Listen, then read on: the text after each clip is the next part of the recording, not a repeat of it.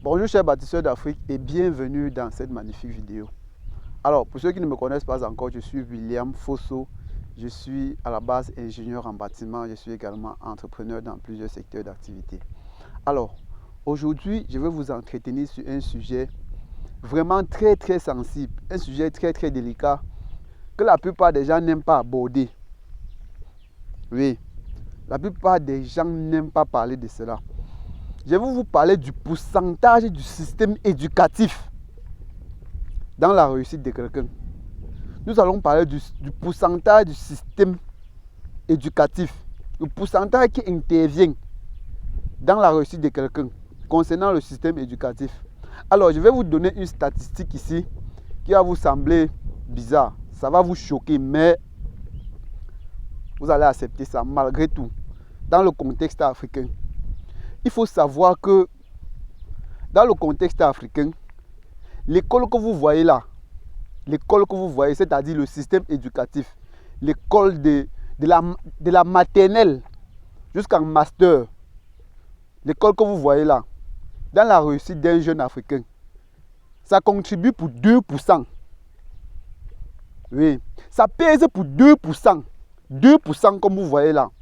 Oui, l'école que vous voyez, toutes les études que vous allez mener, de la maternelle jusqu'en master, même si c'est master comme, même si c'est master 20, ça pèse pour 2%. Oui. La jeunesse africaine n'a jamais été consciente de cela. Parce qu'en réalité, si tu es conscient que tout ce que tu as appris, de la 6e jusqu'à n'importe quelle classe, si tu sais en toi que ça pèse pour 2%, et que tu es conscient que tu dois aller chercher les 98% toi-même, c'est que toi-même tu vas réfléchir autrement. C'est que quand on va parler de formation, toi-même tu vas aller seul. Oui. Quand on va parler de livres, toi-même tu vas aller acheter seul. On ne doit pas faire la promotion devant toi. Toi-même tu vas aller acheter. Parce que si les diplômes qu'on a accumulés, si ça rendait riche, c'est que toute la jeunesse africaine est riche. Oui.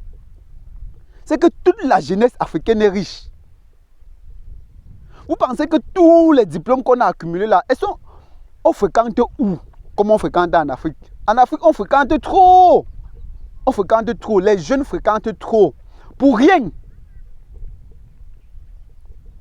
Oui. Pour rien. En fait, la plupart des gens se disaient que non. Comme j'ai le master, comme j'ai le doctorat, ce qui est sûr, je vais m'en sortir. Non. Si tu as le master, tu as le doctorat, ça pèse pour 2%. Oui.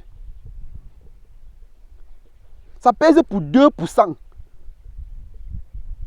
80% dans mon pays, le Cameroun, 80% des milliardaires n'ont pas le BEPC. 80% des milliardaires n'ont pas le BEPC. Comment ça s'explique? Maintenant, ceux qui ont trop fréquenté, ce sont eux qui se plaignent à longueur de journée que le pays tue les jeunes. Oui. Ce sont eux qui se plaignent à longueur de journée. Si toi, tu es conscient que tout ce que tu as appris, que ça compte pour 2%, c'est que toi-même, tu vas aller à la recherche des 98%.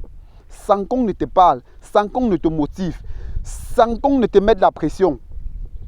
Oui. Donc, la plupart des gens se disaient que non, comme moi j'ai le doctorat, comme j'ai le master, tout ira bien. Non. Rien n'ira bien, rien n'ira bien. Rien n'ira bien. Ça compte pour 2%. 98%, c'est à partir chercher. Personnellement, oui,